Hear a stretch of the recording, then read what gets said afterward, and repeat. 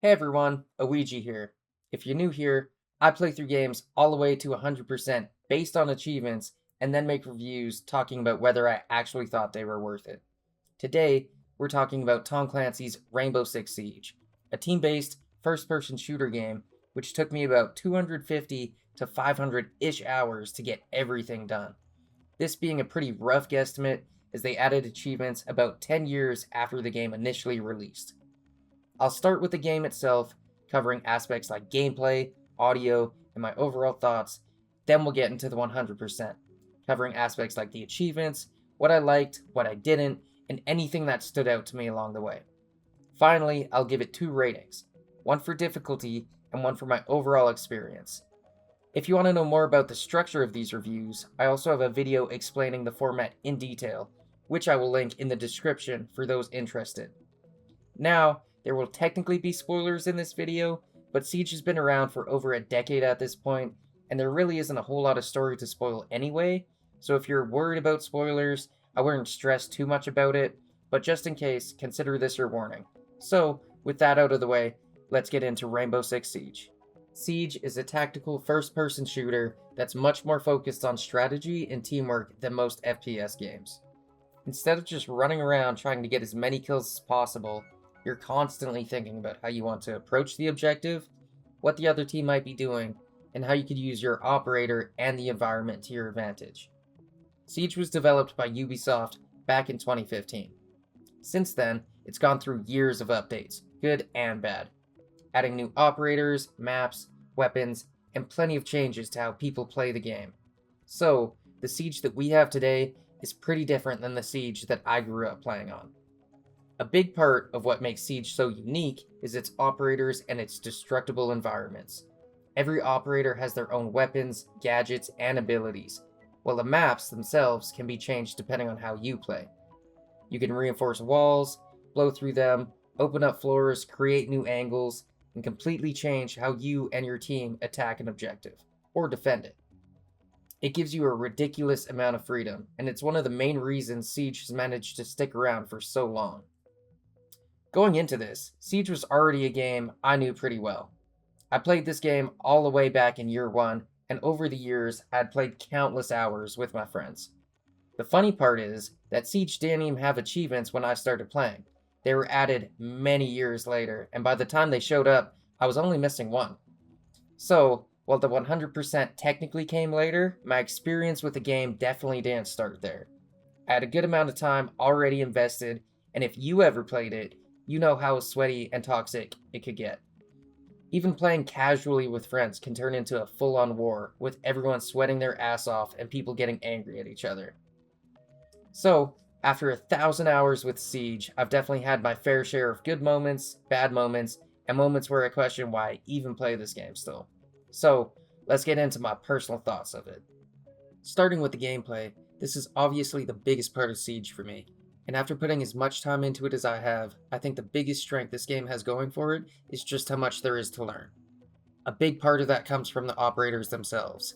Every operator has their own gadgets, abilities, and playstyle, so even if you're playing the same map you've played 100 times over, the way a round plays out can be completely different depending on who's being used on each team. And I appreciate that you don't improve at Siege by just getting better at aiming. Obviously, aiming does help, but there's so much more to it. You have to learn the operators, learn the maps, understand how the gadgets work, and generally learn what you can and can't get away with. The gunplay itself is also really good. It's quick, it's precise, and it's pretty damn unforgiving. Pretty much every gunfight you get into won't last very long, so positioning and info are just as important as actually hitting your shots. Movement is pretty simple compared to most other shooters, but things like leaning, crouching, and rappelling give you enough options to make movement feel really good without being crazy complicated. That being said, Siege can be really frustrating. You could spend several minutes setting up a round, gathering info, getting everything ready, and then you make one bad play and you're dead instantly. And while that's obviously part of what makes the game so intense, it can definitely get annoying when it happens over and over and over. Progression is also a little different from most games. You have operators, cosmetics, challenges, and all that stuff to work toward, and of course, the goal of finally getting black ice on the gun you actually want. But Honestly, I think the real progression in Siege is just getting better at the game.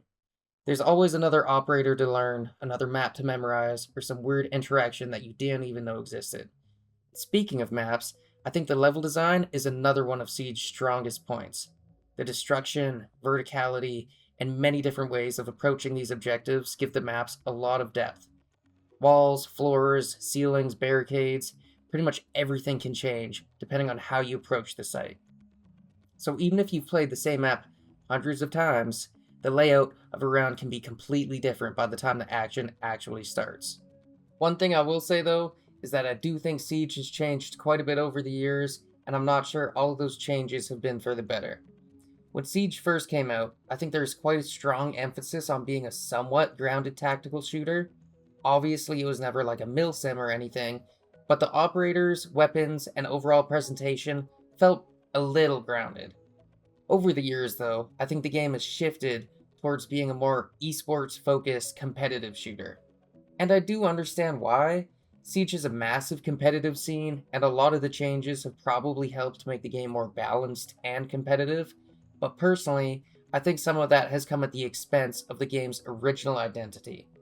The operators have become more specialized, the abilities have gotten only more crazy, and sometimes it feels like the game is more concerned with creating a balanced competitive experience than maintaining that grounded tactical feeling that originally made Siege stand out to me. It's not necessarily a bad thing, and I do still enjoy the game, but it's definitely something I do miss from the older versions of Siege. Now, getting into the story, it really has never been a huge part of Siege, and I don't think it needs to be. Siege has never been a game I've played for its story, and I think the gameplay itself is strong enough that it doesn't really need a narrative to carry it. There is lore surrounding the operators and the R6 team, and while I do love delving into lore, I don't really find myself paying much attention to it while I'm playing this game. It's much more of a nice addition for those who are interested in the world and characters themselves. The cinematics are also very well done, so it's quite a nice touch if you enjoy those. The operators themselves are still a big part of what makes the game interesting, though. They all have their own personalities, designs, gadgets, and playstyles, as I mentioned. And with such a huge roster now, there's a pretty good chance you'll find a few that you really enjoy playing, and probably some you hate playing against. The world building is pretty similar. It's definitely there, and you can see it through the maps, operators, and the lore, but it's not something I think about too much while playing. For me, Siege's world is more of a backdrop for the gameplay than something I'm actively invested in. Visually, Siege is held up pretty well considering how old it is at this point. It obviously doesn't look like a brand new game anymore, but I think the overall visual direction has aged quite well. The art style is pretty grounded, which I think fits the original identity of Siege. The game was always going for that tactical, realistic look, and I think the older maps especially do a good job at selling that. A lot of the environments feel like places that could actually exist, rather than just being designed around looking cool. That being said, I do think the visuals have changed quite a bit over the years. Ubisoft has gradually moved the game towards a more stylized and polished look, especially with newer operators, skins, and cosmetics. Some of the newer designs are definitely more colorful and exaggerated than what we had at launch. And personally, I'm a little mixed on that. I don't really think the new visuals look bad, but I do think they contribute to the feeling that Siege has moved further away from the grounded, realistic identity it once had. The fact that this game has animated skins now that you can play with is crazy to me, but I digress. The maps have changed a lot visually as well. Some of the older maps have been completely reworked, while newer maps tend to feel much more polished and intentionally designed. I do think that's generally a good thing, but I do also think there is something I miss about the older versions of these maps. The graphics obviously aren't going to blow me away in 2026, and some of the older animations and visual effects definitely show their age. At the same time, I think the game still looks good enough that its age isn't really something I'm thinking about while I'm playing it. So visually, I'd say Siege has aged pretty well over the years, but I'm a little less sold on the direction its art style has gone. It's not a huge issue for me, but it's another small part of the game that makes me miss the more grounded version of Siege I used to know. Moving on to the audio, music in Siege is honestly something I don't really think about. It's okay, and it does do its job as environmental effects on some maps, but it's really not a big part of the experience. I'm not coming away from the game remembering the music that was playing in the background. except to not attempt to board the helicopter. The sound design is a completely different story though. Sound is crazy important in Siege. In most FPS games, sound is there to make the game feel more immersive, but in Siege, it's basically another source of information. Footsteps, gunshots, gadgets, destruction, and drones, pretty much everything can give you an idea of what's going on around you. You'll hear somebody before you see them. Hear a wall being reinforced, hear a gadget going off, or you'll even figure out where someone is based on the direction of their footsteps. And honestly, audio can get really sweaty in Siege. At the higher levels, people are listening for the tiniest sounds and using them to figure out exactly where you'll be. Sometimes you'll be sitting completely still, and because you make one wrong move or reload, you'll expose your position and they'll know exactly where you are. So you're really not listening to Siege's audio just because you enjoy it. You're paying attention to it because the game is constantly giving you information through it. And if you aren't paying attention to it, you're putting yourself at a disadvantage. And the more you play, the more you start recognizing these sounds automatically. Something that might just sound like a random noise to a new player can immediately tell an experienced player what's going on. The voice acting is fine as well. The operators have enough personality that their voice lines work, and they help make the roster feel a bit more distinct, but I wouldn't say it's something that really stands out to me. Overall, the music and voice acting are pretty standard, but the sound design is easily one of the most important aspects of Siege's identity. Moving on to the technical side of things, I think Siege is in a pretty good spot overall, especially considering how long the game has been around and how much has been added to it over the years. That doesn't mean it's perfect though. Siege has obviously had its fair share of bugs, glitches, and overall weird interactions. Most of the time they're not a massive deal, and some of the times they can be pretty funny, such as the shield head glitch, but when something goes wrong in the middle of a round, it can obviously be pretty frustrating. Performance is generally pretty good though, and that's quite important for a competitive shooter just like this. You want the game to feel responsive and consistent, and for the most part, Siege does that pretty well. There's also enough settings to let you adjust the game and get it running the way you want, which I appreciate. I think the bigger issue though is just how complicated this game has become. There's so many operators, gadgets, interactions, and little things to remember now that getting into Siege for the first time can be so overwhelming. Even after playing for years, I still run into things I didn't know were possible. And honestly, that's part of what makes Siege so interesting, but it can also make the game feel like you need to study it sometimes. Even after you played for such a long time, there's still going to be some kind of interaction where you're sitting there thinking, wait, what just happened? And with how much the game has changed over the years, I don't think that's ever really going to stop, unless they stop adding operators. As for the quality of life stuff, I think Siege has come a pretty long way over the years. There's a lot more information and convenience built into the game now, and things like the operator menus, loadouts, matchmaking, and UI are normally quite a bit easier to navigate than they used to be. It's not perfect, and with how many systems Siege has now, it does feel quite cluttered at times, but overall, I think most of these improvements have been pretty good. Which brings us to my overall experience. I think Siege is one of those games where the highs are really high, but the lows can be so low. Some of my favorite moments are when you have a round where everything just comes together.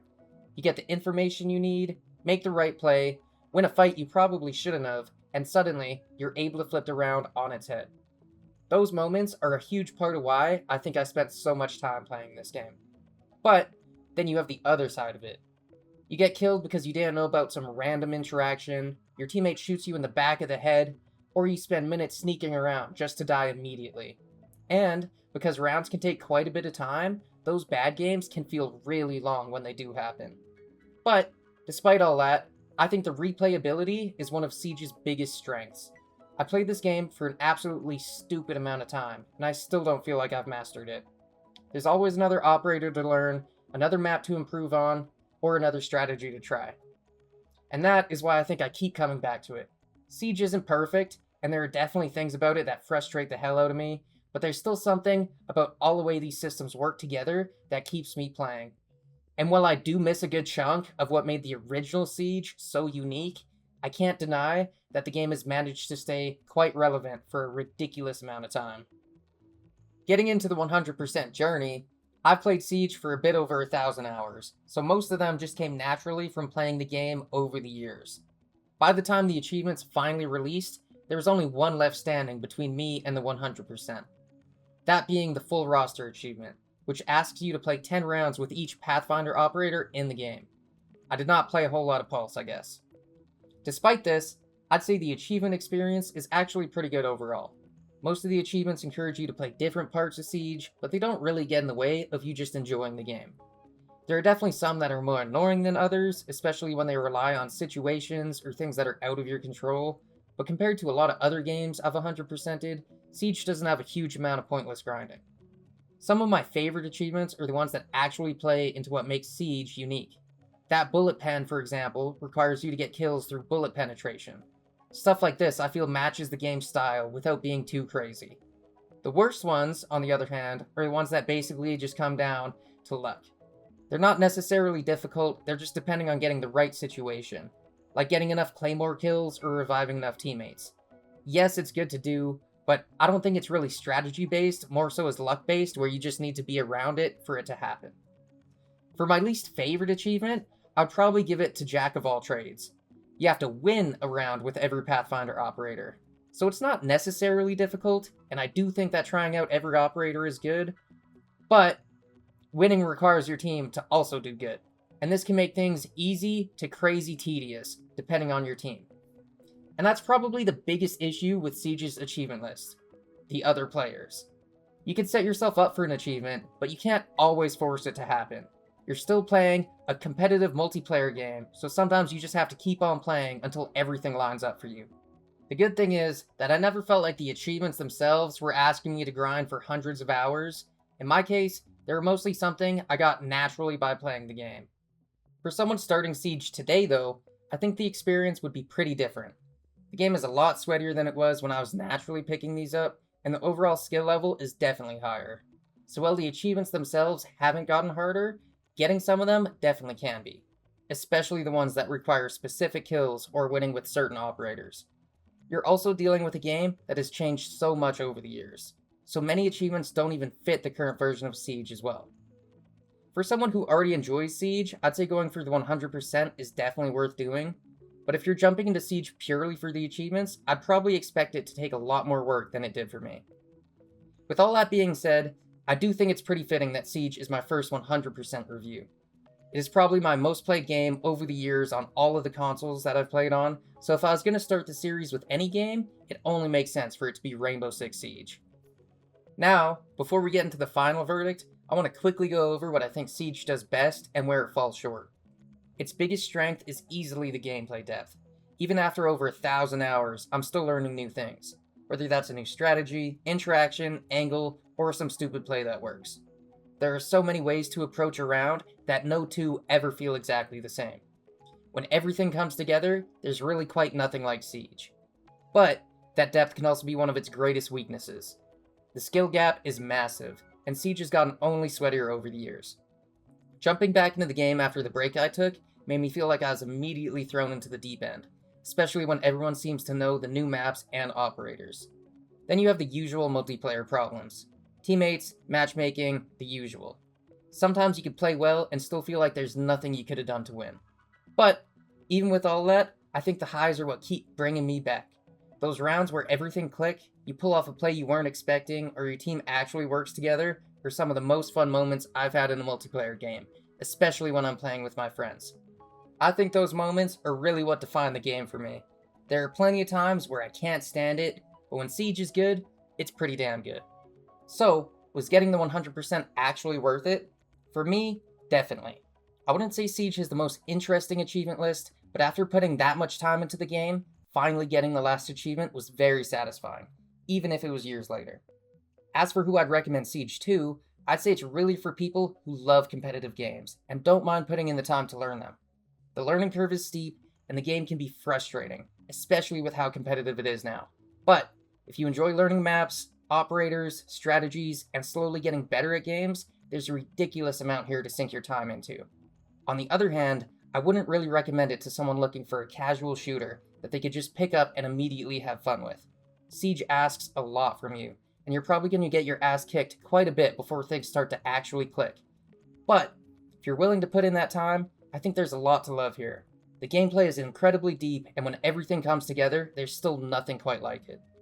To wrap things up, we have our final ratings. For the 100% difficulty, I'm giving Siege an 8 out of 10.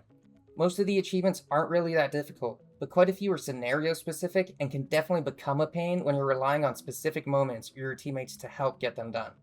And for my overall rating, I'm also giving Siege an 8 out of 10. Siege has definitely frustrated me more times than I can count, but there's something unique about this game that I don't get anywhere else, which keeps dragging me back, willing or not. And this brings us to the end of Rainbow Six Siege. This is my first review in this format, so if you have any feedback on what I could improve upon, I would genuinely love to hear it. I'm still figuring out what works and what doesn't, so any feedback is always appreciated. My next review is going to be on Elder Scrolls V: Skyrim, which is a close runner-up for my most played game ever.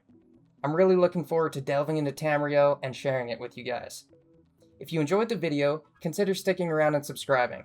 I've got plenty more games planned for this series, and I'm really looking forward to seeing where it goes. And if you want to see the written side of these reviews, my Steam is linked in the description. You can check out all my 100% reviews there, and if you want, you can also add me and see what games I'm working on next. My name is Awiji, thanks for watching, and I'll see you guys in the next one.